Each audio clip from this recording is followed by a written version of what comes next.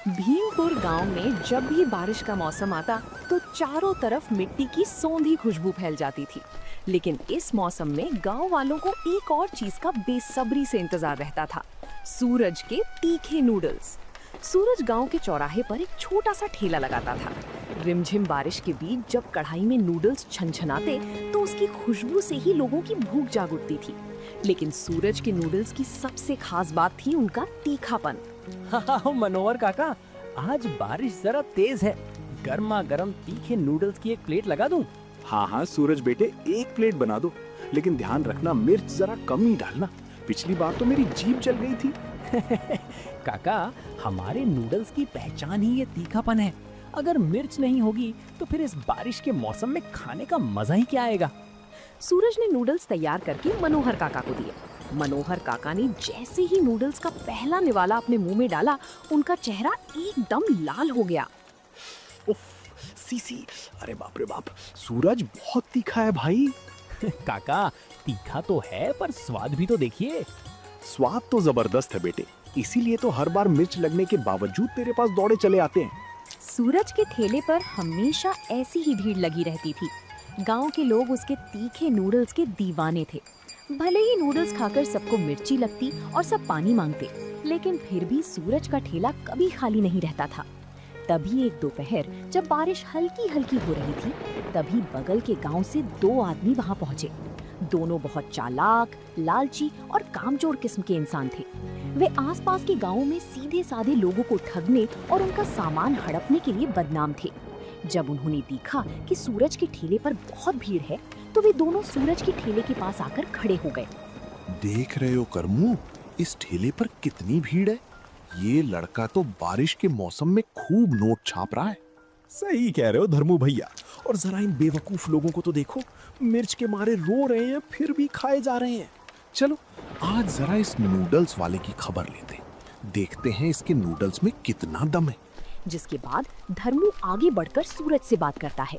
अरे ओ नूडल्स वाले, 2 plate noodles लगा जरा। देखते हैं तेरे इस ठेले में ऐसा क्या खास है जो सब लोग यहाँ जमाए। अभी लीजिए भैया, हमारे नूडल्स बहुत तीखे और स्वादिष्ट होते हैं, आप खाकर देखिए। सूरज ने बड़े चाव से दोनों के लिए गर्मा गर्म नूडल्स बनाए और उन्हें प्लेट थमा दी। धर्मू और करमू ने एक दूसरे की तरफ देखा और नूडल्स खाने लगे। अरे धर्मू भैया, ये क्या है? इसमें तो बिल्कुल भी स्वाद नहीं है। अरे हट, इसे तीखा कहते हैं क्या? ये तो एकदम फीका है। ऐसा लग रहा है जैसे उबले हुए सेवइयां खा रहे हूँ। गांव के लोग जरा सी मिर्च में ही रोने लगते हैं। क्या बात कर रहे हैं भैया, मैंने तो इसमें अच्छी खासी लाल मिर्च डाली थी, बाकी सबको तो बहुत तीखा लग रहा है। अरे रहने दे भाई, तेरा नूडल्स बिल्कुल बेकार और बेस्वाद है। हमें तो इसमें जरा सी भी मिर्ची नहीं लगी। तू किस बात का घमंड करता है? सही कहा भैया, बेकार में ही इस ठेले की इतनी तारीफ सुन रखी थी। चलो धर्मू भैया, यहाँ से चलते, यहाँ तो टाइम खराब हो गया। धर्मू और करमू सूरज के नूडल्स का मजाक उड़ाकर और उसकी बेइज्जती करके वहाँ से चले गए। सूरज चुपचाप खड़ा उन्हें जाता हुआ देखता रहा। उसके दिल को बहुत ठेस पहुंची थी, क्योंकि उसने हमेशा अपने नूडल्स पूरी मेहनत और स्वाद के साथ बनाए थे। अगले दिन फिर बारिश हो रही थी और सूरज के ठेले पर गांव वाले नूडल्स का मजा ले रहे थे। तभी धर्मू और करमू फिर वहां थमके। उन्होंने कल की तरह ही नूडल्स मंगवाए, खाए और सबके सामने सूरज का मजाक उड़ाना शुरू कर दिया। अरे ओ सूरज, तूने आज फिर वही फीके नूडल्स बना दिए। भाई, अगर तुझसे तीखा नहीं बनता तो मिर्च का नाम क्यों बदनाम करता है?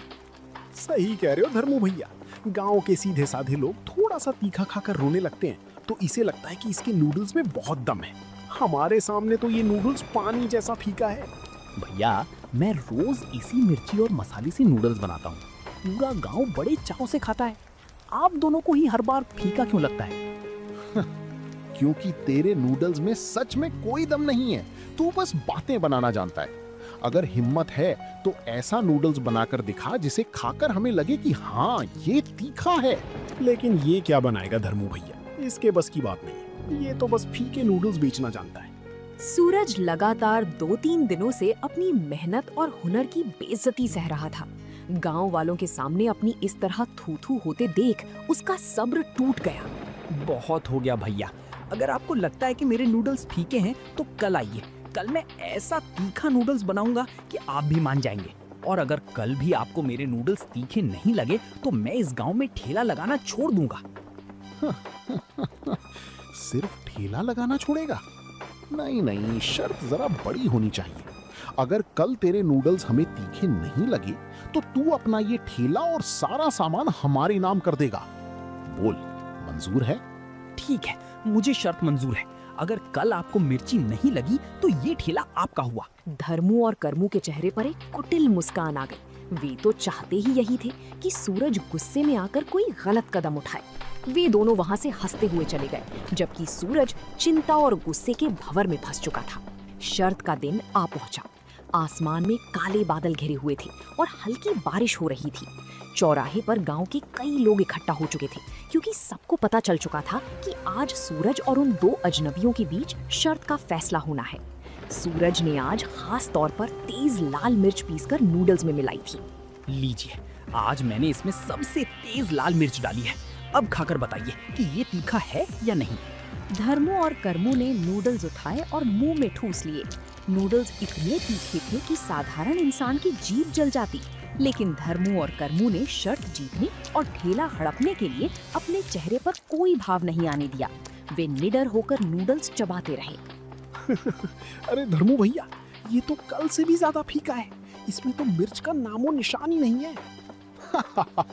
सही कहा करमू। सूरज, तू तो शर्त हार गया। तेरा नूडल्स आज भी एकदम बेस्वाद और फीका है। गांव वालों, देख लो, ये शर्त हार चुका है। ये कैसे हो सकता है? मैंने तो इसमें इतनी मिर्च डाली थी। आप झूठ बोल रहे हैं। शर्त तो शर्त होती है सूरज। तूने कहा था कि अगर हमें तीखा नहीं लगा तो तू ठेला छोड़ देगा। अब अपनी जबान से मत मुकर। सामान समेट और ठेला हमारे हवाले कर। भारी मन और नम आंखों के साथ सूरज ने अपना ठेला धर्मू और करमू के हवाले कर दिया। धर्मू और करमू हंसते हुए ठेला लेकर चले गए। सूरज खाली हाथ अपने घर की ओर चल पड़ा। बारिश के इस सुहावने मौसम में जहां उसकी कमाई सबसे अच्छी होती थी, अब उसके पास काम करने का कोई साधन नहीं बचा था। सूरज भारी कदमों से अपने घर पहुंचा। घर के आंगन में उसकी बूढ़ी माँ और उसका छोटा भाई थे। क्या हुआ सूरज बेटे, आज तू इतनी जल्दी घर आ गया? और तेरा ठेला कहाँ है? चेहरा इतना उतरा हुआ क्यों है? हाँ भैया, रोज तो आप बारिश के मौसम में देर शाम तक ठेला लगाते थे। आज क्या बात हो गई? माँ, मुझसे बहुत बड़ी गलती हो गई। बगल के गांव के दो चालाक आदमियों ने मुझे अपनी बातों में फंसा लिया। वे रोज ठेले पर आकर मेरे नूडल्स को फीका बताते थे और मेरी बेइज्जती करते थे। तो फिर क्या हुआ बेटे? आज गुस्से में आकर मैंने उनसे शर्त लगा ली। मैंने कहा कि अगर उन्हें आज भी नूडल्स तीखे नहीं लगे तो मैं ठेला उनके नाम कर दूंगा। मैंने सबसे तेज मिर्च डाली थी माँ, लेकिन वे झूठे और लालची निकले। उन्होंने मिर्च लगने के बावजूद नाटक किया और मेरा पूरा ठेला और सामान हड़प कर ले गए। तेरा दिमाग खराब हो गया था क्या सूरज? अपनी रोजी रोटी की चीज को कोई शर्त पर लगाता है क्या? जब तुझे पता था कि वे दोनों नियत के खोटे हैं तो तूने उनसे शर्त क्यों लगाई? अब इस बारिश के मौसम में हमारा घर कैसे चलेगा? मुझे माफ कर दो माँ, मुझे अपनी बेइज्जती बर्दाश्त नहीं हुई और मैं उनके बहकावे में आ गया। सूरज की माँ पहले तो उस पर बहुत गुस्सा हुई, लेकिन फिर उसने देखा कि उसका बेटा अपनी गलती पर पछता रहा है, तो वे ठंडे दिमाग से सोचने लगी। वो जानती थी कि रोने से समस्या का हल नहीं निकलेगा। उन चालाक आदमियों को सबक सिखाना ही पड़ेगा। रोने से कुछ नहीं होगा सूरज, वे दोनों लालची हैं और चालाकी से तेरा काम छीन गए। लेकिन अब हम हाथ पर हाथ धरकर नहीं बैठ सकते। मेरे पास इस परेशानी से निकलने की एक तरकीब है। कैसी तरकीब माँ? वे दोनों सोचते हैं कि वे बहुत होशियार हैं। अब हम उन्हीं की चाल से उन्हें हराएंगे। सूरज, तू अब कुछ दिन घर पर ही रहेगा और तेरा भाई चौराहे पर उसी जगह तीखे मोमोज का स्टॉल लगाएगा। माँ की योजना के मुताबिक अगले ही दिन सूरज के छोटी भाई ने गांव के चौराहे पर एक छोटी सी लकड़ी की टेबल लगाई। उसी जगह पर जहां पहले सूरज अपना ठेला लगाता था, अब उसका भाई गर्मा गर्म तीखे मोमोज बेचने लगा। रिमझिम बारिश के बीच मोमोज की भाप और तीखी लाल चटनी की खुशबू चारों तरफ फैलने लगी। आओ भाई आओ, गर्मा गर्म तीखे मोमोज खाओ। ऐसी तीखी लाल चटनी जो आपकी जीभ पर स्वाद का जाका ला दे। आओ, गरम मोमोज खाओ। अरे बेटे, तू सूरज का भाई है ना? आज तूने यहाँ मोमोज का स्टॉल लगा लिया। सूरज कहाँ है? हाँ काका, सूरज भैया की तबीयत जरा ठीक नहीं है, इसलिए आज से मैं यहाँ मोमोज बेचूंगा। आप एक प्लेट खाकर देखिए, एकदम तीखी लाल चटनी के साथ बनाए हैं। अरे वाह बेटे, मोमोज तो बहुत बढ़िया है, लेकिन ये लाल चटनी तो सूरज के नूडल्स से भी ज्यादा तीखी है। धीरे धीरे गांव के लोग फिर से स्टॉल पर जुटने लगे। बारिश के सुहावने मौसम में गर्मा गर्म मोमोज और तीखी चटनी का मेल सबको बहुत पसंद आ रहा था। सूरज का भाई बहुत ईमानदारी से सबको मोमोज परोस रहा था, जिसके बाद थोड़ी ही देर में धर्मू और करमू दूर से उस लकड़ी की टेबल पर मोमोज बेचते आदमी को घूरते हुए दिखाई दिए। देख रहे हो करमू, उस नूडल्स वाले को भगाया तो अब ये नया मोमोज वाला आकर बैठ गया। सही कह रहे हो धर्मू भैया, लगता है इस जगह पे तीखा सामान बेचने का भूत सवार है लोगों पे। चल करमू, आज इस मोमोज वाले की भी अकल ठिकाने लगाते हैं। इसका स्टॉल भी हड़पने का समय आ गया है। दोनों लालची आदमी अपनी पुरानी चाल चलने के लिए मुस्कुराते हुए स्टॉल की तरफ बढ़ने लगे। अरे ओ मोमोज वाले, सुना है तू बड़ी तीखी चटनी बेच रहा है? जरा 2 प्लेट मोमोज लगा हमारे लिए भी। अभी लीजिए भैया, हमारे मोमोज और ये लाल चटनी बहुत ही तीखी और खास है, थोड़ा ध्यान से खाइएगा। अरे तू हमें मत सिखा कि कैसे खाना है। तेरे से पहले एक नूडल्स वाला भी यहाँ बड़ी बड़ी बातें करता था, अब लापता है। तू भी जरा देख ले कि तेरा सामान हमारे लायक है भी या नहीं। सूरज के भाई ने प्लेट में गर्मा गर्म मोमोज रखे और साथ में ढेर सारी लाल चटनी डालकर उन्हें थमा दी। धर्मू और करमू ने मोमोज चटनी में डुबोकर मुंह में डाले। हमेशा की तरह उन्होंने अपनी पुरानी चाल चली और चेहरे पर जानबूझकर ऐसे भाव बनाए जैसे उन्हें कुछ महसूस ही न हुआ हो। तू ये क्या बनाया है तूने? इसे तू तीखी चटनी कहता है? ये तो बिल्कुल मिठास से भरी पानी जैसी चटनी है। सही कहा धर्मू भैया, लगता है इस गांव में किसी को असली तीखेपन का मतलब ही नहीं पता। मोमोज तो अच्छे हैं, लेकिन चटनी एकदम बेस्वाद और फीकी है। क्या बात कर रहे हैं भैया, गांव के बाकी लोग तो चटनी खाकर पानी मांग रहे हैं, आप दोनों को ही ये फीकी क्यों लग रही है? क्योंकि हम असली तीखा खाने वाले लोग हैं। तेरे बस की बात नहीं है ऐसी चटनी बनाना जो हमारी जीभ पर असर कर सके। बेकार में ही तूने ये दुकान खोल रखी है। सूरज का भाई अंदर से मुस्कुरा रहा था, क्योंकि सब कुछ माँ की बनाई योजना के अनुसार ही हो रहा था। उसने अपने चेहरे पर गुस्से और बेइज्जती के भाव दिखाए, ठीक वैसे ही जैसे कुछ दिन पहले सूरज के चेहरे पर थे। अरे छोड़ो धर्मू भैया, ये मोमोज वाला भी सिर्फ बातें बनाना जानता है, इसके पास भी कोई दम नहीं है। चलो यहाँ से चलते, कहीं और कुछ अच्छा खाने को मिलेगा। रुकिए आप दोनों, आप मेरी मेहनत और मेरी चटनी का इस तरह मजाक नहीं उड़ा सकते। अगर आपको लगता है कि मेरी चटनी फीकी है तो कल आकर देखिए। कल आकर क्या देखे भाई, कल भी तू यही फीकी चटनी खिलाएगा। अगर तुझ में हिम्मत है तो लगा ले शर्त। कैसी शर्त? वही शर्त जो उस नूडल्स वाले ने लगाई थी। अगर कल तूने ऐसी तीखी चटनी बनाकर खिला दी जिसे खाकर हम मान जाएं, तो हम तुझे इनाम देंगे। लेकिन अगर कल भी तेरी चटनी हमें फीकी लगी तो तुझे अपनी ये लकड़ी की टेबल, मोमोज का स्टॉल और सारा सामान हमारे नाम करना पड़ेगा। ठीक है, मुझे आपकी शर्त मंजूर है। कल आप इसी समय यहाँ आइए। अगर आप दोनों मेरी तीखी चटनी वाले मोमोज बिना सीसी किए खा गए और आपको तीखी नहीं लगी तो ये स्टॉल आपका हुआ। ये हुई ना बात। कल तैयार रहना छोटे, कल से ये स्टॉल हमारा होगा। धर्मू और करमू खुशी खुशी वहां से चले गए। वे सोच रहे थे कि गांव के लोग कितने बेवकूफ हैं जो बार बार उनकी चाल में आ जाते हैं, लेकिन वे नहीं जानते थे कि इस बार पासा पलट चुका था। सूरज का भाई सीधा अपने घर पहुंचा और माँ को पूरी बात बताई। माँ के चेहरे पर एक रहस्यमयी मुस्कान आ गई। शर्त तय हो चुकी थी और गांव के चौराहे पर फिर से वही चर्चा छिड़ गई थी।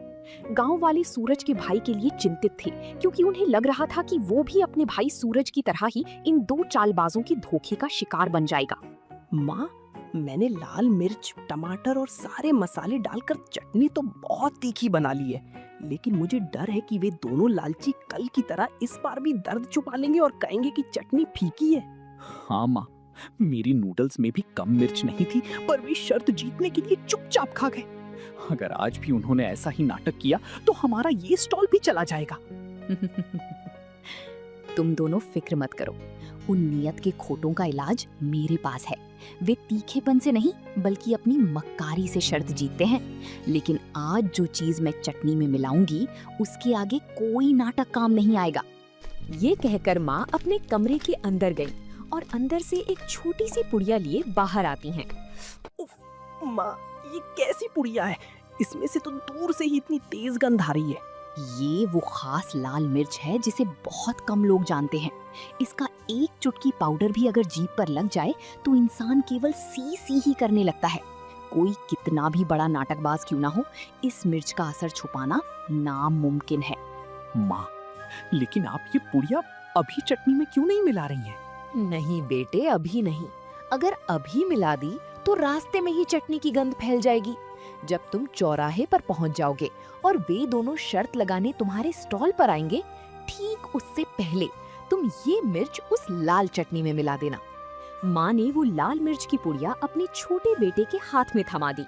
दोपहर ढलते ही चौराहे पर लोगों की भीड़ जुटने लगी। बारिश हल्की हल्की हो रही थी। सूरज का भाई अपनी लकड़ी की टेबल पर मोमोज का बर्तन सजा चुका था। तभी धर्मू और कर्मू वहां पहुंचे। उनके चेहरे पर ये घमंड साफ दिख रहा था कि आज वे इस स्टॉल के भी मालिक बन जाएंगे। क्यों भाई मोमोज वाले, सामान समेटने की तैयारी कर ली या अभी भी शर्त हारने का इंतजार कर रहा है? शांति से भैया, शर्त अभी शुरू नहीं हुई है भैया। आप बैठिए, मैं आपके लिए विशेष तीखी चटनी वाले मोमोज लगाता हूँ। सूरज के भाई ने तुरंत जेब से माँ की दी हुई वो लाल मिर्च की पुड़िया निकाली और चुपके से उस लाल चटनी के बर्तन में पूरी पुड़िया उड़ेल दी। सूरज के भाई ने 2 प्लेटों में मोमोज रखे और उन पर वो लाल चटनी डालकर धर्मू और कर्मू के सामने रख दी। धर्मू भैया, आज भी चुपचाप खा जाना है, चाहे जितना भी तीखा हो, मुंह से आवाज नहीं निकालनी है। आज ये स्टॉल भी हमारा। तू मेरी चिंता मत कर कर्मू, तू बस खा। धर्मू और कर्मू ने जैसे ही उस लाल चटनी में डूबा पहला मोमो उठाकर अपने मुंह में डाला, उनका पूरा शरीर कांप उठा।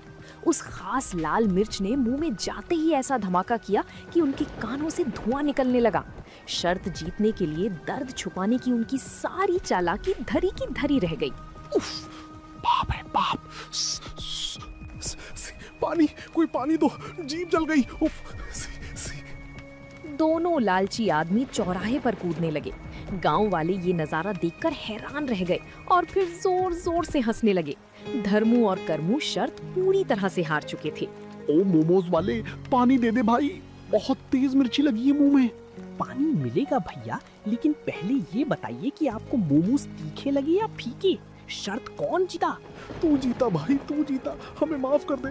बहुत तीखी चटनी है, ऐसी मिर्ची हमने पूरी जिंदगी में नहीं खाई। पहले पानी दे दे। धर्मू और कर्मू की शर्त हारते ही भीड़ में से सूरज और उसकी बूढ़ी माँ बाहर निकलकर सामने आई। क्यों धर्मू भैया, आज आपकी जीभ को तीखेपन का एहसास हो गया? मेरे नूडल्स भी तीखे थे, लेकिन आप दोनों लालच में आकर रोज झूठी बेइज्जती करते थे ताकि मेरा ठेला हड़प सको। तुम दोनों बगल के गांव में भोले भाले लोगों को इसी तरह छलते आए हो। दूसरों की मेहनत की कमाई पर डाका डालना ही तुम्हारा काम बन गया था। आज तुम्हारी चालाकी तुम्हारी ही जीभ पर भारी पड़ गई। माई, हमें माफ कर दो, हमसे बहुत बड़ी गलती हो गई, हम लालच में अंधे हो गए थे। सिर्फ माफी मांगने से काम नहीं चलेगा। जो पाप तुम दोनों ने किया है उसका हिसाब चुकाना पड़ेगा। हम सब कुछ लौटा देंगे। सूरज भाई, तेरा नूडल्स का ठेला, बर्तन और सामान सब सुरक्षित है। हम अभी जाकर तेरा ठेला वापस लाते हैं। धर्मू और कर्मू दोनों ने कसम खाई कि वे आगे से कभी किसी को चूना नहीं लगाएंगे। दोनों तुरंत भागकर गए और सूरज का नूडल्स का ठेला पूरी इज्जत के साथ चौराहे पर वापस लेकर आए। सिर्फ सूरज ही नहीं, बल्कि आसपास के जिन जिन लोगों को उन्होंने धोखे से ठगा था, उन सभी का सामान और नुकसान उन्होंने लौटा दिया। माँ, आज आपकी वजह से मुझे मेरा ठेला वापस मिल गया। अगर आप सही समय पर ये तरकीब ना लगाती तो मैं तो हमेशा के लिए बेरोजगार हो जाता। हाँ माँ, आपकी योजना ने उन चालबाजों की सारी होशियारी निकाल दी। सूरज का ठेला फिर से सज गया। रिमझिम बारिश के बीच सूरज ने कड़ाही चढ़ाई और फिर से तीखे नूडल्स बनाने शुरू कर दिए। गांव के लोग फिर से उसके ठेले के आसपास जमा हो गए और खुशी का माहौल बन गया। लेकिन सूरज के मन में एक बात अब भी घूम रही थी। माँ, सब कुछ तो ठीक हो गया, लेकिन एक बात मुझे अब तक समझ नहीं आई। उस पुड़िया वाली लाल मिर्च में ऐसा क्या खास था वो इतनी तेज और तीखी लाल मिर्च आप कहाँ से लाई थी? मैंने तो अपने पूरे जीवन में वैसी मिर्च कभी नहीं देखी। अरे बेटा, वो कोई चमत्कारिक मिर्च नहीं थी। वो तो हमारे अपने खेतों की सूखी हुई लाल मिर्च ही थी, जिसे मैंने बहुत महीन पीसा था। क्या? सिर्फ साधारण लाल मिर्च? तो फिर उन दोनों का ऐसा हाल कैसे हुआ? असली जादू मिर्च में नहीं, बल्कि उनके अपने मन के डर और अत्यधिक मात्रा में थी। पिछली बार वे मानसिक रूप से तैयार थे कि दर्द सहना है और मुंह बंद रखना है, लेकिन इस बार मैंने चटनी में मिर्च की मात्रा 5 गुना बढ़ा दी थी और उसमें थोड़ा सा सौंठ और काली मिर्च का गरम मसाला मिला दिया था। जब बिना तैयारी के इतना तीखा मुंह में गया तो उनका सारा नाटक बिखर गया। वाह माँ, आपने तो मिर्च के साथ साथ दिमाग का ऐसा तड़का लगाया कि वे अपनी चाल में खुद ही फंस गए। माँ की ये समझदारी पर सूरज और उसका भाई जोर जोर से हंस पड़े। गांव के लोग एक बार फिर से बारिश के सुहावने मौसम में सूरज के तीखे नूडल्स का मजा लेने लगे। सूरज ने सीख लिया था कि गुस्से में आकर कभी कोई फैसला नहीं लेना चाहिए। तो दोस्तों, आप लोगों को ये कहानी कैसी लगी? कमेंट करके जरूर बताएं और ऐसी कहानियों को देखने के लिए वीडियो को लाइक करें और चैनल को सब्सक्राइब करें।